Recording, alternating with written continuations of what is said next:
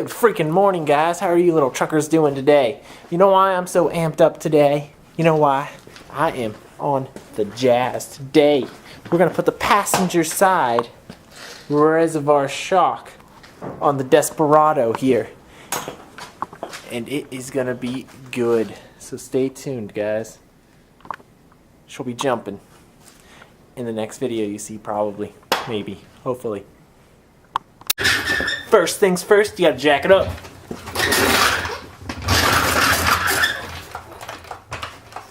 Chrome sockets. Am I a bad boy? To rip the tire off, after taking those lug nuts off, you'll want to sit it on a jack stand, or don't. Use a jack. Where's the danger, right? Okay, so I'm gonna walk over what you need. Okay guys, this is everything you're gonna need. Sockets, 22 millimeter, 19. There's another 22 for taking out that bolt right there. I have everything here but the hose clamp. That's not the right one. I don't have it with me right now. That goes around the shock reservoir. But this is everything you're going to need. You're going to need a drill bit also, which I don't have here, but I'll show you here. Again, I'm trying to keep this under 5 minutes, so let's get started. I'm just going to break it loose and show you it real fast. Okay. Sorry about the air compressor and the noise back there, but here is the shock. Here's how I have everything hooked up. And I'm going to try to do it and hold everything right here. Let's put the camera right in that pile of grease. And then we'll see what happens. Oh, there it is. Then we got to get that bolt right there. We take our extension. We put extension. Put it on that bolt. And we get the impact gun. Impact away. Oh, it's going to start spinning. So when it's just spinning on the nut and you just keep hitting the impact gun and it keeps spinning and nothing happens, you break out the vice grips. You want to be careful that you don't hit it into the brake line right there, because that would be bad. You don't need to be flaying brake lines when you're just trying to replace a shock. Okay, we lost air there for a second. Let's turn it back on. We'll keep going at it.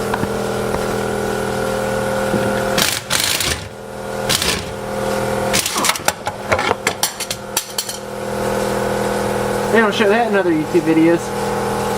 And there it is. Coming its way down. Okay, now we gotta take this bolt out. I'll try to get. There's the bolt. Right there.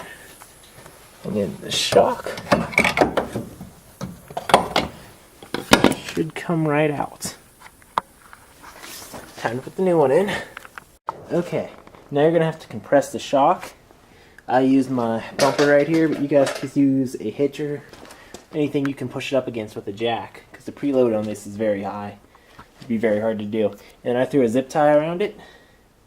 And let her out here.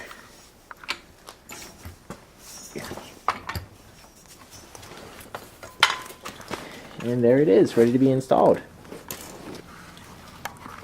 Good.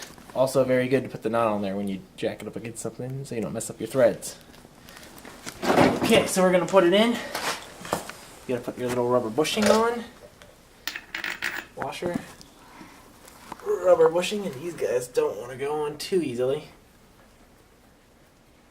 You're going to have to screw that on. Get me putting it in. Mm-hmm. Okay, now that you have that on there, time to drop it in.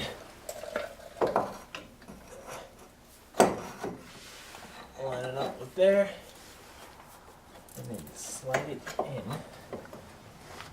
Okay, then you're going to take your bolt and your nut that you just pulled off. Drop that in there.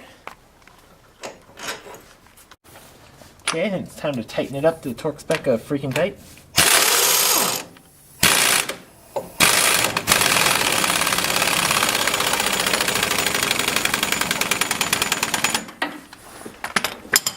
That looks pretty good. Now it's time to tighten it up there.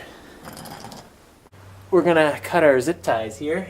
Make sure that the bolt is through the hole when you do this. Otherwise you're going to have to start all over again. And then this will pull out. And that'll be up and through. So that's time to put in the top bolt.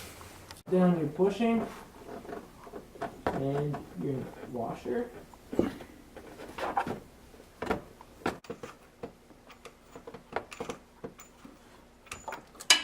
Oh, there we go. Return. That's freaking tight.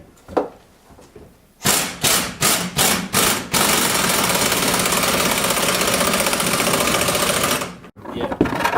Stick the reservoir through. Now we're mounting it. It'll go right about here. And so just mark where we want it. And we'll drill some holes for it. Should be good to go. Okay, there's a factory hole right here that we're going to use. We're going to use this as a template to drill the hole because there's not enough room on the other side to fit a drill in there. So we're just going to hold that straight. We're going to drill our hole. Just that quick. Okay. Lock nut and bolts goes onto your reservoir mounting bracket.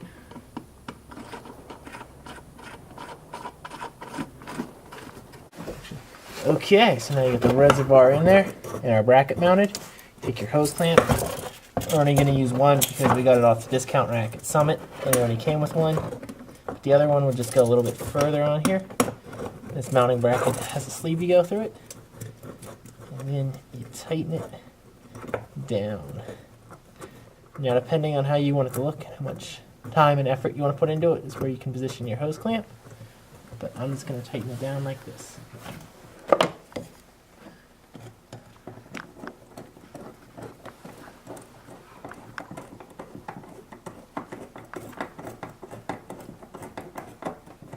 Okay, now it's all tightened down, and that's what it looks like. Nice and in there, and ready to go. Jump some stuff. Okay, finished product. There it is. Looking all good and done. Ready to go jump some stuff. Side's done, you guys get to do the other side. Thanks for watching and subscribe.